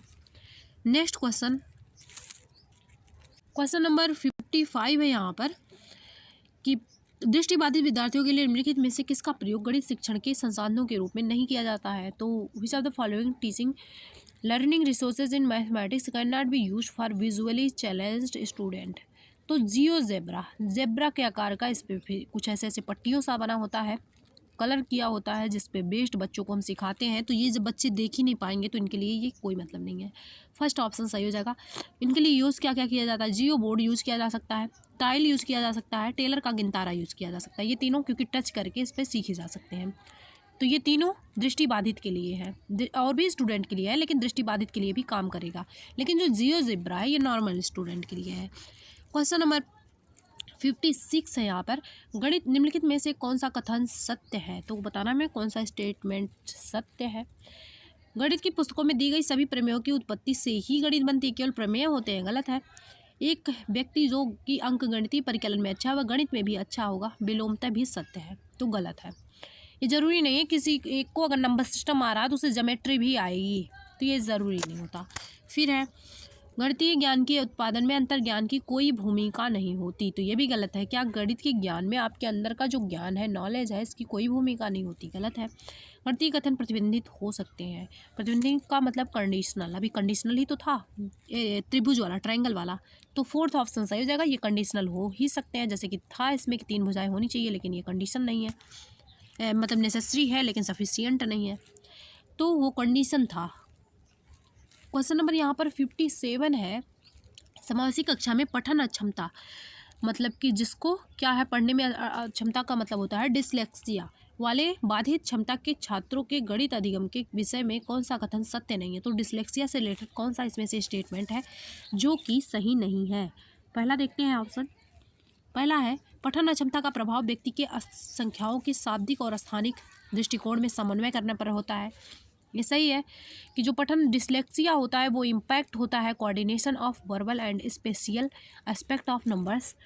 फिर है गणित के चित्रांकन नमूने, मतलब कि जो फिगर वगैरह होते हैं, पठन अक्षमता वाले बच्चों को अनुभव की गई कठिनाइयों को दूर करने में, अगर कोई पढ़ नहीं रहा है तो उसको फिगर के माध्यम से सिखाया जा सकता है, ये भी सही है।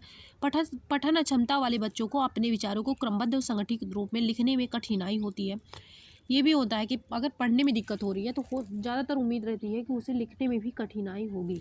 नेक्स्ट है पठन अक्षमता केवल, मिल गया नहीं वाला, केवल। अब मैं आपको पढ़ा रही हूँ, सो मैं तीनों ऑप्शंस को पढ़ रही हूँ और बता भी रही हूँ, लेकिन आपको एग्जामिनेशन हॉल में क्या करना है, वहाँ पर आप किसी को पढ़ा नहीं रहे होंगे तो वहाँ पर आप डायरेक्ट फटाफट अपना जो है नज़र चारों ऑप्शंस पर एकदम घुमाएंगे, मतलब कि स्पीड में, और देखेंगे आपको कहाँ दिख रहा है नेगेटिव। अगर क्वेश्चन छूट रहा हो तो आपको दिख जाएगा तुरंत फोर्थ ऑप्शन में केवल, आप लगा दीजिए, पढ़िएगा भी मत अगर क्वेश्चन छूट रहा होगा तो। और लेकिन यहाँ पर ये होना चाहिए कि जो बच्चों के लिए सही ना हो, टाइम हो तो बिना पढ़े नहीं आंसर लगाना है, कम से कम जो ऑप्शन लगाने जा रहे हैं वो, और क्वेश्चन तो आप पढ़े ही होंगे, लेकिन अगर टाइम छूट रहा हो आपका पेपर तो यहाँ ये देखें, यहाँ केवल देखें, लगा दीजिए, क्योंकि छूटने से तो अच्छा है कि हम कुछ ट्रिक यूज़ कर लें। क्वेश्चन नंबर 32 है यहाँ पर, निम्नलिखित में से कौन सा गणित शिक्षण का सर्वाधिक उपयुक्त तरीका हो सकता है, तो मैथमेटिकल जो टीचिंग है इसका सबसे अच्छा तरीका क्या हो सकता है, तो पहला है अधिगम में रह गई कमियों को ज्ञात कर केवल वर्ड, फिर आ गया निगेटिव, अल्प प्रदर्शन वाले बच्चों की पहचान कर, बच्चों को कभी भी पहचानना नहीं ऐसे, मतलब कि ये अच्छा है ये बुरा है ऐसे करके पहचान नहीं करना है। फिर है जैसे एक जैसे उपागम द्वारा प्रत्येक विद्यार्थी को पढ़ाना, तो एक जैसा उपागम नहीं रखना है, ये स्टार्टिंग में ही हम पढ़ लिए थे, तरीके अलग अलग होनी चाहिए। फोर्थ ऑप्शन सही हो जाएगा, अधिगमकर्ताओं को उनकी विद्यमान क्षमताओं को विकसित करने के लिए प्रोत्साहित करना, तो जो उनके अंदर एग्जिस्ट कर रही है कैपेबिलिटीज़ उसको डेवलप करना, ऑप्शन नंबर 4 सही हो जाएगा यहाँ पर। नेक्स्ट क्वेश्चन नंबर 33 है यहाँ पर, निरंतर और व्यापक मूल्यांकन CCE कॉन्टिन्यूस एंड कम्प्रिहेंसिव मूल्यांकन में क्या सही है, तो हमें बताना क्या सही है। तो कॉन्टिन्यूस का मतलब आपको पता ही है, निरंतर का मतलब हमेशा मूल्यांकन होता रहे वो टीचिंग लर्निंग प्रोसेस के दौरान भी, और व्यापक का मतलब है कि ये समग्र तरीके से हो, कोई भी एरिया छूटे ना, हर चीज़ का मूल्यांकन हो। तो हम देखते हैं ऑप्शंस को, निरंतर और व्यापक मूल्यांकन में आकलन प्रक्रिया में पूर्व ज्ञान का भी हो, समझने के स्तर का हो, अंडरस्टैंडिंग लेवल का भी हो, अधिगम प्रक्रिया का भी हो, मतलब लर्निंग प्रोसेस का आकलन सम्मिलित होना चाहिए। तो ये ऑप्शन तो सही लग रहा है, लेकिन और ऑप्शंस को भी पढ़ लेते हैं, हो सकता है इससे भी बेटर मिले कोई। निरंतर और व्यापक मूल्यांकन के लिए शिक्षक महसूस करते हैं कि उनमें हर एक बच्चे को अधिगम का आकलन करने के लिए प्रतिदिन कुछ गृह कार्य देना चाहिए, तो ये नहीं है। निरंतर व्यापक केवल वर्ड निगेटिव है, जांच परीक्षण अधिक है, गलत है ये। फर्स्ट ऑप्शन सही हो जाएगा। इन CCE assessment process include assessment of previous knowledge, जो प्रियर नॉलेज होता है उसका असेसमेंट करना, अंडरस्टैंडिंग लेवल का करना, लर्निंग प्रोसेस का करना, तीनों इंक्लूड होंगे। क्वेश्चन नंबर 34 है यहाँ पर, निम्नलिखित में से कौन सी गणित में एक अवधारणा मानचित्र की आवश्यक विशेषताएँ हैं, जो कॉन्सेप्ट मैप होता है इसकी विशेषताएँ कौन सी हैं, चलिए देखते हैं। क्वेश्चन पढ़ लिए हैं, अब हम ऑप्शंस को देखेंगे। तो पहला है, यह अंशदायी उप अवधारणाओं का उपयोग करके एक अवधारणा के वैचारिक विश्लेषण को निरूपित करता है। It represent a conceptual analysis. तो कॉन्सेप्ट मैप कॉन्सेप्ट से रिलेटेड है ही, तो कंसेप्चुअल एनालिसिस इसमें आएगा, ये सही है ए। फिर है, ये संकेत चिन्हों के साथ दिशात्मक होता है, क्योंकि जो कॉन्सेप्ट मैप होता है उसमें दिशा भी होगी, अनुपात भी होगा, पोजीशन, स्थिति, सारी चीज़ें होंगी। तो ए तो सही है। सेकंड है, संकेत के चिन्हों के साथ दिशात्मक और दर्शाते हैं कि कौन सी अवधारणाएं किसके लिए अपेक्षित है, बिल्कुल सही है। ऑप्शन नंबर बी भी सही है और ए भी सही है। एक विशिष्ट अवधारणा के सीखने में रह गई कमी वगैरह की इसमें जांच नहीं होता है, इसे बारंबार उपयोग नहीं, बार बार उपयोग किया जा सकता है। तो ए और बी किसमें है, फोर्थ ऑप्शन सही हो जाएगा, ए एंड बी दोनों सही होगा, बाकी सारे गलत है। नेक्स्ट क्वेश्चन, क्वेश्चन नंबर 35 है, गणित की प्रकृति के बारे में निम्नलिखित में से क्या सही नहीं है। जो मैथमेटिक्स का नेचर है इसके बारे में क्या सही नहीं है। स्कूली स्तर पर गणित में शिक्षार्थियों की विशिष्ट आवृत्ति आवश्यक होती है। तो क्या जो स्पेशल एप्टीट्यूड है वो स्टार्टिंग में ही आवश्यक होती है, स्कूली स्तर पर ही, तो ज़रूरी नहीं वो आवश्यक नहीं होती है, तो ये सही नहीं है, आवश्यक नहीं होती ये, बाद में एनवायरनमेंट के द्वारा इसको बच्चों में लाया जा सकता है। तो फर्स्ट ऑप्शन ही सही हो जाएगा। गणित में प्राथमिक अवधारणाएं अमूर्त होता है, ये तो आपको पता ही, एब्स्ट्रैक्ट इन नेचर है। दूसरा है बेस्ड ऑन डिडक्टिव मेथड, हाँ ये नहीं बताई थी मैं, ये निगमन पर ज़्यादा बेस्ड होता है। निगमन का मतलब, निगमन विधि का मतलब क्या होता है, नियम से हम रूल की तरफ जिसमें चलते हैं हम, नी से निगमन और नी से नियम, से हम नियम से शुरुआत करेंगे, उदाहरण की तरफ जाएंगे, रूल टू एग्जाम्पल जाते हैं, ये ट्रिक है याद करने से, नी से निगमन और नी से नियम से उदाहरण की तरफ। तो ये डिडक्टिव मेथड यूज़ होता है, साथ में ये अब्स्ट्रैक्ट इन नेचर है। फर्स्ट ऑप्शन सही है, क्योंकि नहीं वाला सही नहीं जो बताया गया था। फिर है, mathematics is much more abstract and hierarchic than most of the other subject which children learn at same age, बिल्कुल सही है। जो सेम एज में बच्चे पढ़ते हैं उन सब्जेक्ट से ज़्यादा ये क्या है, अब्स्ट्रैक्ट है, अमूर्त है और हेरारिक भी है, पदानुक्रमित भी है, इसी वजह से ये टफ भी है। तो फर्स्ट ऑप्शन सही हो जाएगा। क्वेश्चन नंबर 36 है, गणित की कक्षा में तर्क वितर्क आर्गुमेंटेशन के संबंध में कौन सा कथन उपयुक्त है, कौन सा कथन इसमें से सही होगा। पहला है, इसे तर्क की एक पंक्ति के रूप में समझा जा सकता है जो यह दिखाने या समझाने का इरादा रखता है कि गणितीय परिणाम सत्य क्यों है। तो तर्क वितर्क के द्वारा हम आर्गुमेंटेशन के द्वारा ये से नतीजे पर तो आते ही हैं कि ये सत्य क्यों है, तो ये सही है। फिर है, यह अनुभवजन्य विषयों की तरह ही हमेशा वर्ड निगेटिव है, गणित में मददगार होता है, जरूरी नहीं हमेशा मददगार हो। यह गणित शिक्षा में स्वतः शोध, जो खुद से शोध होता है, सेल्फ ह्यूरिस्टिक ये होता है, तर्क वितर्क से खोज भी होता है, तो ए सी सही हो जाएगा। फिर है, प्रारंभिक कक्षा में विद्यार्थी, सी वाला भी सही है, प्रारंभिक कक्षा के विद्यार्थियों के लिए यह कम उपयोगी है, कम उपयोगी किसी के लिए नहीं, सबके लिए उपयोगी है। तो फर्स्ट ऑप्शन सही हो जाएगा, A and C. Next question है, क्वेश्चन नंबर 37 है, अगर वीडियो पसंद आए तो सब्सक्राइब कर लीजिएगा, ओके। क्वेश्चन नंबर 37 है, which of the following statement is not correct with regard to a mathematics text book. तो जो मैथमेटिक्स का टेक्स्ट बुक है, पाठ्य पुस्तक है, इसके संबंध में कौन सा इसमें से कथन है जो कि सही नहीं है। पहला है, गणित की पाठ्य पुस्तक के उदाहरण विद्यार्थियों के दैनिक जीवन से संबंधित होने चाहिए, सही है, बिल्कुल रियल लाइफ से कनेक्ट होना चाहिए। एनसीईआरटी 2005 में तो यही बोला गया है कि जो कंटेंट है आपका या क्लासरूम है उसको आउट ऑफ द क्लासरूम लेके जाना है, कंटेंट को, करिकुलम को। फिर है, ये तो सही है। फिर है, एक गणित की पाठ्यपुस्तक में केवल हल किए जाने वाले उदाहरण होने चाहिए, तो ये गलत है। और नहीं वाला मतलब कि केवल वर्ड ढूंढना है, ऑप्शन नंबर सेकंड सही हो जाएगा, क्योंकि ये भी गलत है और क्वेश्चन निगेटिव ही पूछा गया है। ये है, बहुत भारी या मोटी नहीं होनी चाहिए, हाँ यानी NEP 2020 से जो बच्चों के ऊपर बर्डन है करिकुलम वगैरह का एग्जाम का, उसको कम किया जा रहा है। फिर है, विद्यार्थियों को अभ्यास देने के लिए गणित की पाठ्यपुस्तक में प्रश्नावलियाँ होनी चाहिए, तो क्वेश्चन तो होने ही चाहिए। ऑप्शन नंबर कौन सा सही था इसमें, ऑप्शन नंबर सेकंड वाला सही हो जाएगा। नेक्स्ट क्वेश्चन है, क्वेश्चन नंबर 38 है, कंजेक्चर क्या होता है, ये बताई भी थी एक दिन। कंजेक्चर जो होता है ये वो होता है जिसको हम सही मान लेते हैं, जो सत्य तो होता है लेकिन इसके सिद्ध करने के लिए कोई हमारे पास प्रूफ नहीं होता, बस हम ऐसे ही मान लेते हैं, अब गृहीत समझ लीजिए एक। तो पहला है, बिल्कुल भी महत्वपूर्ण नहीं है, गलत है, ये महत्वपूर्ण होता है। निष्कर्ष है, जो सिद्ध हो चुका, सिद्ध तो नहीं होता, इसकी यही तो खासियत है। केवल वर्ड फिर निगेटिव है, फोर्थ ऑप्शन सही हो जाएगा। ये एक प्रोपोजिशन है, जैसे कि अवगृहित एक प्रोपोजिशन था। और कंक्लूजन है, या फिर हम कंक्लूजन बोल सकते हैं, दैट इज अज्यूम्ड, जिसको अज्यूम कर लिया जाता है, to be true on a tentative basis, मतलब अस्थायी बेस पर, प्रूफ नहीं होता इसके लिए, हम बस मान लेते हैं। क्वेश्चन नंबर 39 है, ये कंजक्चर का ही एग्जाम्पल है। कथन 6 के गुणज से एक कम या एक अधिक अभाज्य संख्याएं हैं। तो ये आपको कहीं प्रूफ नहीं दिखेगा, लेकिन एक कंजक्चर है जो कि उदाहरण है, सत्य है लेकिन ये प्रूफ नहीं है। और तो थर्ड ऑप्शन सही हो जाएगा, कंजक्चर है ये। फिर देखते हैं क्वेश्चन आपका 40।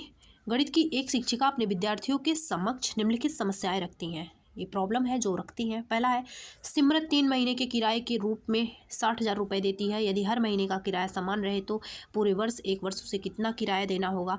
तो आपको पता है कि 3 महीने का किराया 60,000 है। यदि हर महीने का 3 महीने के किराए के रूप में 60,000 देती है तो 20,000 रुपया एक महीने का हो जाएगा। और यदि हर महीने का किराया समान रहे तो पूरे वर्ष का कितना हो जाएगा, तो इंटू 12 कर लेंगे। हर कोई यही करेगा, एक मेथड है इसका बस। फिर देखते हैं 3 दर्जन केलों का दाम इतना है 45 रुपीज़। परिकलन कीजिए 12.12 रुपीज़ में कितने केले मिलेंगे। तो 3 दर्जन का मतलब है भारतीय 36 केलों का जब जो रेट है वो 45 रुपीज़ है। 45 में 36 केले मिल रहे हैं तो 1 रुपये में कितने मिलेंगे, 36 अपान में 45 और बार इतने में, तो दोनों तरफ 12.5 से मल्टीप्लाई कर दीजिए। हालांकि ये कैलकुलेशन वाला क्वेश्चन नहीं है, बस हम देख रहे हैं। यही मेथड से आप भी लगाएंगे, यही मेथड से हम भी लगाएंगे, हर कोई यही मेथड से लगाएगा।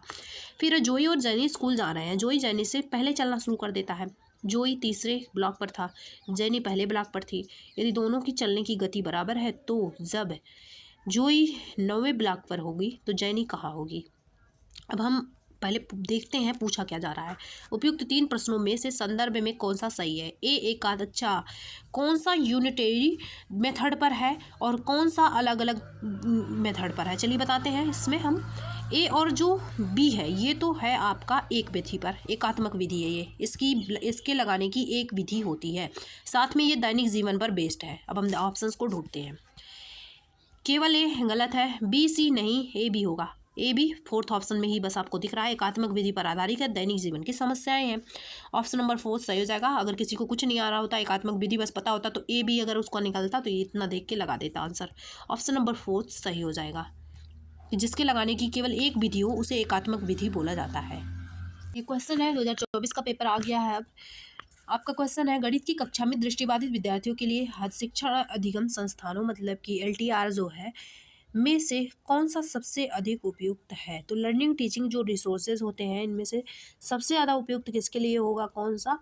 और दृष्टिबाधित की बात की गई है, अभी हम पढ़े थे, जिसमें जियोजेब्रा को छोड़कर टेलर का जो गिनतारा था वो था। तो यहाँ पर कौन सा हो जाएगा, और देखते हैं। टेलर का गिनतारा एक तो होगा ही, तो जिसमें, और ये जियोजेब्रा नहीं होगा, ए वाला काट दीजिए, तो फोर्थ तो पहले ही कट गया। स्प्रेड शीट भी नहीं होगा, तो डी पहले कट गया।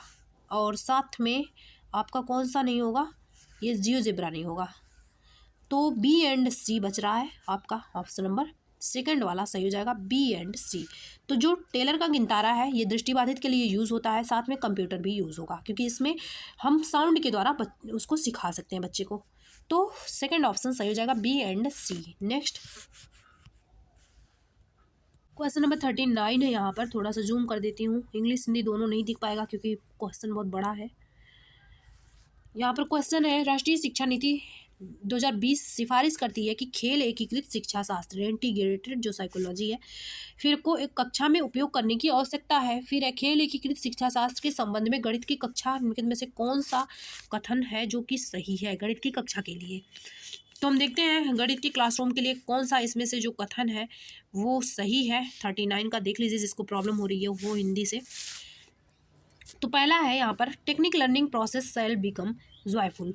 तो क्या आनंद, मैं बोली थी कि जो आनंद होता है वो तो उतना नहीं होता है, लेकिन हमें कई के साथ लेना है। अकेले का आंसर नहीं होता सही। मनोरंजन अगर कहीं ऑप्शन दे दिया जाए और अकेले का उसको सेलेक्ट करना हो तो वो ऑप्शन तो नहीं होता, लेकिन किसी के साथ में यहाँ पर देख रहे हैं सब जोड़े में है तो लेना है तो ले लेंगे इसको हम। फर्स्ट ऑप्शन सही हो जाएगा, खेल से। वैसे भी खेल अगर जुड़ रहा है तो मनोरंजन तो जुड़ेगा ही, क्योंकि सब्जेक्ट तो बात हो नहीं रही है। जब खेल की बात होगी तब होगा मनोरंजन, लेकिन सब्जेक्ट पढ़ाने उड़ाने की बात होगी तब नहीं होगा। इट इज़ नॉट पॉसिबल, ये पॉसिबल नहीं है, गलत है। पॉसिबल क्यों नहीं है। फिर है, it will be time consuming, क्या ये समय की बर्बादी खपत करेगा। Hence needs to be avoided, क्या इसे अवॉइड करना चाहिए, गलत है। हेल्थ भी तो सुधरता है इससे। फिर डी वाला ये तो सही है, और फिर डी वाला देखते हैं, अपार्ट फ्रॉम पॉपुलर स्पोर्ट्स, मतलब कि जो पॉपुलर खेल हैं उनके बाद there are many indigenous sport, तमाम जो है देसी खेल हैं, ठीक है, can be used in teaching mathematics, जिसको मैथ में यूज़ किया जा सकता है। तो ए एंड डी दोनों सही है कि पॉपुलर जो खेल हैं उनके जगह पे कई ऐसे देसी खेल हैं जिनको यूज़ किया जा सकता है। सेकंड ऑप्शन सही हो जाएगा। ये देख लीजिए यहाँ पर, ये वाला सही है, ए वाला और ये वाला सही है कि तमाम स्वदेशी खेल हैं जिनको गणित पढ़ाने में यूज़ किया जा सकता है। सेकेंड ऑप्शन सही है। नेक्स्ट क्वेश्चन, क्वेश्चन नंबर 48 है यहाँ पर, गणित एक सोचने का तरीका है क्योंकि, mathematics is a way of thinking since, क्यों है ऐसा? यह विद्यार्थियों को साक्ष्यों और प्रतिमानों के निरीक्षण में व्यस्त रखने के लिए अवसर प्रदान करता है। तो जो वैसे तो बिजी रखना पर्पज़ नहीं होता, लेकिन यहाँ पर देखिए क्या है कि ये इट प्रोवाइड एन अपॉर्चुनिटी है, तो यहाँ पर व्यस्त जो है इसको इसीलिए आप बिजी देख के व्यस्त देख के काट मत दीजिएगा, संलग्न यहाँ पर इसका मतलब है अपॉर्चुनिटी देना, अवसर देना और किसी में संलग्न करना। For student to engage proof and examine pattern, तो ये सही होगा, ये सही है। समस्या समाधान के दौरान सूत्रों एवं चिन्हों को दोहराते हैं, ये गलत है। विद्यार्थी विभिन्न नई समस्याओं का समाधान करने के लिए उपयुक्त युक्तियों का प्रयोग करते हैं, ये गलत नहीं, सही है। तो हो जाएगा ए एंड कौन सा, सी, ऑप्शन नंबर सेकंड वाला सही हो जाएगा, A and C. Next question, ये क्वेश्चन है क्लास 6 की एक गणित की शिक्षिका ने अपने शिक्षार्थियों के समक्ष एक प्रश्न रखा। क्या रखा? प्रातःकालीन सैर में 3 व्यक्ति एक साथ चलना प्रारंभ करते हैं। 3 व्यक्ति, उनके कदम की लंबाइयाँ क्रमशः, अब आपको दिख गया होगा 70, 85 और 95, ऐसे जब दिए रहते हैं तो या तो एचसीएम निकालते हैं या तो एचसीएफ निकालते हैं। इनमें से प्रत्येक न्यूनतम वर्ड आ गया, मतलब कि एलसीएम निकलेगा। दूरी चले कि वह पूरे कदमों में तय कर सकें। निम्नलिखित में से कौन सी अवधारणा दिए गए प्रश्नों को हल करने के लिए आवश्यक होंगी? तो आपको दिख रहा होगा न्यूनतम वर्ड यूज़ किया गया है, तो एलसीएम की अवधारणा, लीस्ट कॉमन फैक्टर, लघुत्तम समापवर्त यूज होगा, फर्स्ट ऑप्शन सही हो जाएगा। नेक्स्ट क्वेश्चन है, which of the following is not a dimension of assessment mathematics learning. अगर मैथमेटिक्स लर्निंग का असेसमेंट करना है तो इसमें से कौन सा है जो कि डायमेंशन नहीं होगा? पहला है पैटर्न एंड प्रोसीजर, तो प्रतिमान और प्रक्रिया ये तो होता ही है। गणित के प्रति रुझान, गणितीय तर्क रीजनिंग भी होता है, संप्रेषण बातचीत भी होता है, लेकिन ये जो दिख रहा है आपको गणित के प्रति रुझान, डिपोजिशन टुवर्ड मैथमेटिक्स, ये एक भावना है, इसका असेसमेंट नहीं होता, तो सेकंड ऑप्शन सही हो जाएगा, ये आयाम नहीं है। नेक्स्ट देखिए पेडागॉजी का ही है, हाँ पेडागॉजी का ही क्वेश्चन है, लगाते हैं। क्वेश्चन है आपका, शिक्षक ने क्या किया? कक्षा में मौखिक आकलन का आयोजन किया, जिससे पता चला कि राम विषम सम अभाज्य, विषम का मतलब ऑड है, इवन है, को प्राइम है जैसे सभी प्रकार की संख्याओं का की यथार्थ रूप से परिभाषा, डेफिनेशन इन नंबर्स का बता पा रहा है यथार्थ रूप से हुई, परंतु जब संख्याओं का समुच्चय सेट्स दिया गया तब वो संख्याओं को सही रूप से नहीं पहचान पाया, तब वो आइडेंटिफाई नहीं कर पा, जैसे ये सेट दे दिया गया ना तो उसमें से नहीं आइडेंटिफाई कर पा रहा है कौन इवन है, कौन ऑड है, कौन क्या है, लेकिन वो डेफिनेशन बता पा रहा है, तो इसका मतलब कॉन्सेप्ट उसका क्लियर नहीं है, कॉन्सेप्चुअल नॉलेज अंडरस्टैंडिंग जो है वो कम है। चलिए देखते हैं, राम की स्मरण शक्ति अच्छी है, हाँ। फिर है एकाग्रता की कमी, अगर एकाग्रता की कमी होगी तो वो याद नहीं कर पाता। राम की स्मरण शक्ति अच्छी है परंतु अवधारणात्मक बोध की कमी है, बिल्कुल ऑप्शन नंबर सेकंड सही हो जाएगा, जो कंसेप्चुअल अंडरस्टैंडिंग है उसकी लैक है, ऑप्शन नंबर सेकंड सही है। Ram has good memory but lakhs conceptual understanding. फिर ये दिया है राम हैज़ एनालिटिकली एबिलिटी, ये भी नहीं है। Ram has good memory but lack practice की कमी नहीं है, अंडरस्टैंडिंग की कमी है, वो भी कॉन्सेप्ट की। नेक्स्ट क्वेश्चन नंबर नेक्स्ट है, मिडिल स्कूल की गणित की एक शिक्षिका अपनी कक्षा के समक्ष निम्नलिखित प्रश्न रखती है, तो प्रश्न रखती हैं, देखते हैं हम क्या है। फिर है निम्नलिखित आंकड़ों को दर्शाने के लिए आप किस प्रकार आंकड़ों को दर्शाना है? पहली बात तो डाटा को दर्शाना है। किसी खेलकूद प्रतियोगिता में प्रतिभागियों के कद, हाइट को एक तरफ और दूसरी तरफ, किसी स्टेशन पर 9 बजे से 9 बजे तक, सुबह 9 बजे से शाम 9 बजे तक, यात्रियों की संख्या। तो नंबर्स को दर्शाने के लिए हम क्या करेंगे? Pie chart. तो पाई चार्ट तो ये कितना किसका परसेंटेज होता है, गोले सा जो बनता है वो होता है, एक दिन पढ़ाई भी थी आपको। टी लाइन ग्राफ भी नहीं होगा, फिर है, it is the use of histogram for data representation. Histogram वगैरह कुछ ना पता हो, ये होता है हिस्टोग्राम। तो वहाँ पर भी आप डाटा रिप्रेजेंटेशन देख रहे हैं तो आप लगा सकते हैं। थर्ड ऑप्शन सही हो जाएगा, क्योंकि यहाँ पर भी है डाटा रिप्रेजेंटेशन। तो आंकड़ों को जब दिखाने के लिए बोला जा रहा है तो आंकड़ों को दिखाने निरूपण का ही तो काम होगा। थर्ड ऑप्शन सही हो जाएगा। नेक्स्ट क्वेश्चन नंबर 56 है यहाँ पर, concept was labelled as schema by. Schema किसने दिया था? सीडीपी में कई बार पढ़ा चुकी हूँ, पियाजे के द्वारा दिया गया है स्कीमा। स्कीमा क्या होता है? स्कीमा सोच, विचार या हम बोल सकते हैं बुद्धि का एक पैकेट होता है। पैकेट का मतलब एक ग्रुप होता है, समूह होता है, ये स्कीमा होता है। नेक्स्ट ये क्वेश्चन है 24 का ही, एक विद्यार्थी को प्रतिशतता पर निम्नलिखित समस्या करने को दी गई। हल करना है ये समस्या। अगर एक शहर की जनसंख्या 28,000 से घट रही है, जनसंख्या 26,500 हो गई, फिर क्या हुआ? तो जनसंख्या घटने की प्रतिशतता ज्ञात कीजिए। घटने की प्रतिशतता का क्या मतलब हो जाएगा कि 28,000 में से आप घटा लेंगे किसको? 26,500 को जब आप घटाएंगे, जो यहाँ पर आएगा उसी को हम प्रतिशतता के रूप में लगाएंगे। तो देखते हैं हम 1500। फिर देखते हैं यहाँ पर क्या है, प्रारंभिक जनसंख्या यहाँ पर दिया गया है, लगाया कैसे गया इसका देखते हैं। नई जनसंख्या ये दे दिया गया और घटने का जो प्रतिशतता निकाला गया ये यहाँ पर ये कर दिया गया, जबकि ये ना करके यहाँ पर जो ये आएगा यहाँ पर घटाने के बाद उसको यहाँ पर करना चाहिए था। तो ये गलत निकाला गया है। प्रतिशत तो सही तरीके से निकाला गया है, कैलकुलेशन जो है ये सही तरीके से किया गया है, लेकिन घटने का नहीं। घटने का प्रतिशतता का मतलब यहाँ घटा के जो आता वर्ड, जो संख्या आती है उसका निकालना था। तो हम देखते हैं क्या है इसमें। विद्यार्थी ने प्रश्न को सही तरीके से हल किया, किंतु उत्तर में गलत चिन्हों का गलत है, गलत चिन्हों का नहीं सही है। विद्यार्थी प्रतिशतता की धारणा को नहीं जानता है, तभी तो ये कैलकुलेशन सही किया है। विद्यार्थी ने असावधानीवश एक त्रुटि की है, गलत है, असावधानीवश नहीं हुई है ये त्रुटि। विद्यार्थी प्रतिशतता की अवधारणा को समझने में सक्षम है, समझ रहा है ये नो डाउट, परंतु वह समझ पाने में समर्थ नहीं है। यह समझ पाने में समर्थ नहीं है कि किस राशि की प्रतिशत, बिल्कुल उसने यही तो गलती की। सब कुछ वो सारे प्रोसेस को सही कर रहा है, लेकिन किस राशि का निकालना है उसे ये नहीं पता कि 28,000 से जब घट कर ये 26,500 हो गया, तो जो घटाने पर इसके आएगा उसका निकालना है, घटने का मतलब।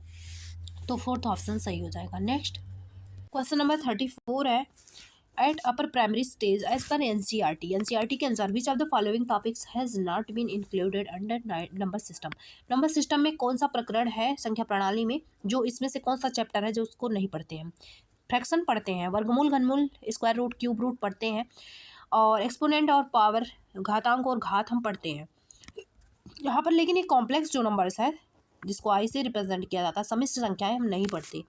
फोर्थ ऑप्शन सही हो जाएगा। नेक्स्ट क्वेश्चन है आपका, according to national curriculum framework NCERT 2005 which of the following process is least important in mathematics. Mathematics में सबसे कम इंपॉर्टेंट क्या है इसमें से? पहला यह समझना कि गणितीय तकनीकी का उपयोग कब और कैसे किया जाना चाहिए, ये तो ज़रूरी है। गणित में शॉर्टकट खोजना, ये सबसे लीस्ट इंपॉर्टेंट है। Finding shortcut in mathematics, second option सही हो जाएगा। नेक्स्ट क्वेश्चन है, which of the following statement is not correct with respect to rubrics as a tool of mathematics. तो मैथमेटिक्स में जो रूब्रिक को टूल माना जाता है उसके लिए क्या सत्य नहीं है? रूब्रिक के पैमाने पर प्रत्येक बिंदु का प्रदर्शन वर्णन करने वाली विशेषताओं की सूची होती है रूब्रिक के पैमाने पर, तो होता है ये सही है। रूब्रिक में विद्यार्थियों के लिए एक स्पष्ट प्रदर्शन लक्ष्य होता है, ये भी होता है। रूब्रिक मूल्यांकन को अधिक व्यक्तिपरक बनाता है, तो ये गलत है कि रूब्रिक जो होता है ये इवेल्युएशन को सब्जेक्टिव नहीं बनाता। तो ऑप्शन नंबर थर्ड वाला सही हो जाएगा। निश्चित पैमाना होता है, ये होता ही है, तो थर्ड ऑप्शन सही हो जाएगा। रूब्रिक वगैरह सब कुछ, ग्राफ पेपर सब कुछ पढ़ाई हूँ मैं, देख लीजिएगा अगर टाइम होगा उसे भी। तो थर्ड ऑप्शन सही हो जाएगा। नेक्स्ट क्वेश्चन है आपका, एक शिक्षक शिक्षार्थियों को विभिन्न प्रकार की त्रिभुजाकार कागज की कतरने वितरित करता है, टुकड़े, पेपर के टुकड़े वितरित करता है और उन्हें कोड़ों का योग ज्ञात करने के लिए कहता है, कोड़ों को मापने और सारणीबद्ध करने के लिए कहता है।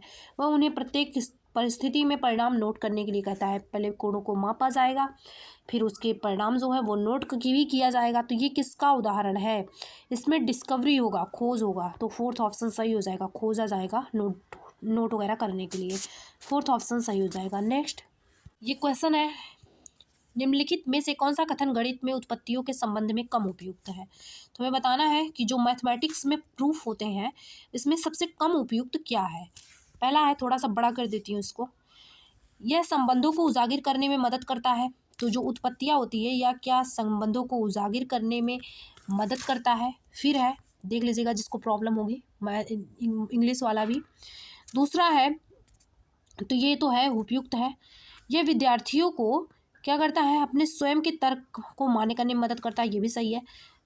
फिर है, उत्पत्तियों का निर्माण अंतर्दर्शी ज्ञान पर होता है ना कि तर्क पर, जबकि उत्पत्ति तो बेस्ड होता है तर्क पर, लॉजिक पर। तो थर्ड ऑप्शन सही हो जाएगा। जो प्रूफ होता है वो लॉजिक पर ही तो बेस्ड होता है कि अंतर्ज्ञान से आता है, नहीं।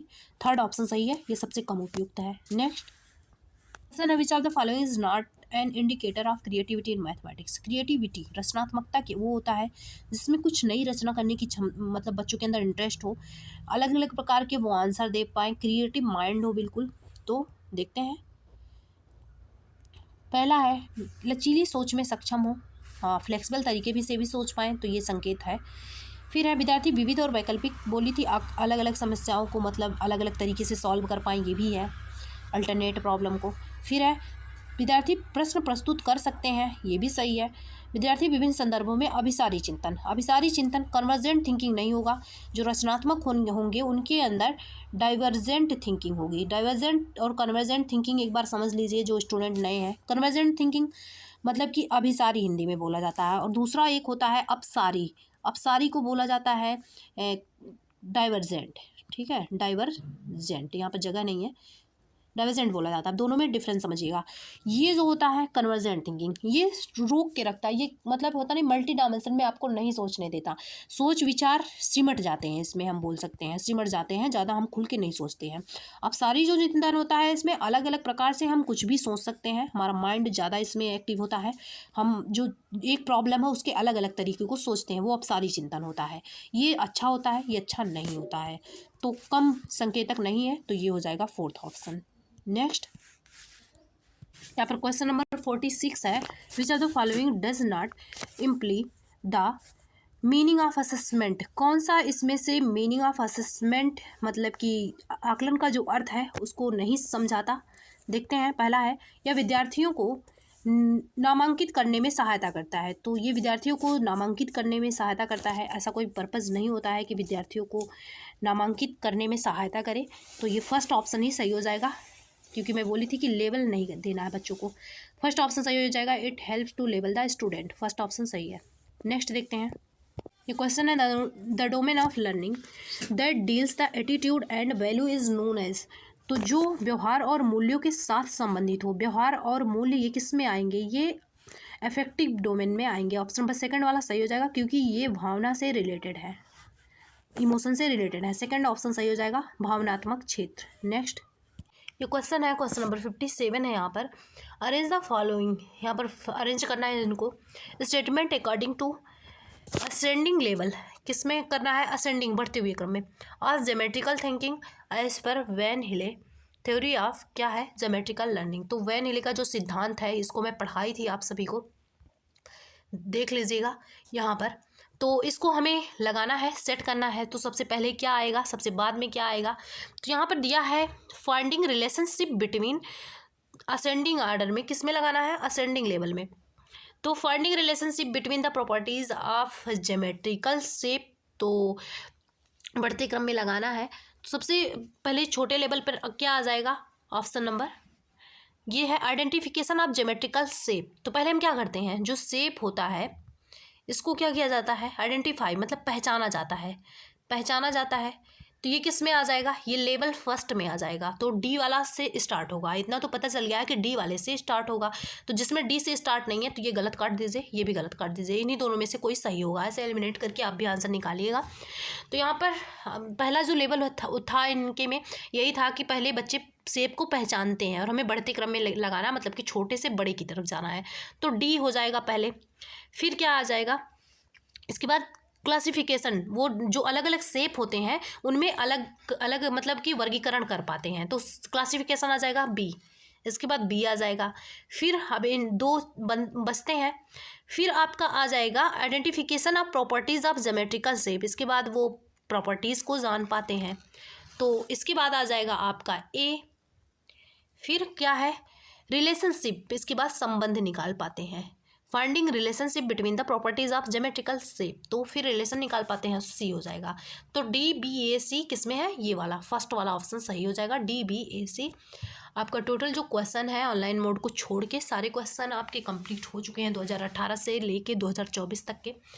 और ये 2024 का ही पेपर था जिसमें ये पूछा गया था वैन हिले से, और इसको मैं डिटेल में पढ़ाई भी हूँ। अगर क्लास पसंद आए तो सब्सक्राइब कर लीजिएगा, हिंदी मीडियम वाले लगा देती हूँ, देख लीजिएगा। ये है, क्लास पसंद आए तो सब्सक्राइब कर लीजिएगा, शेयर कर दीजिएगा। ओके, मिलते हैं नेक्स्ट वीडियो में। Thanks for watching.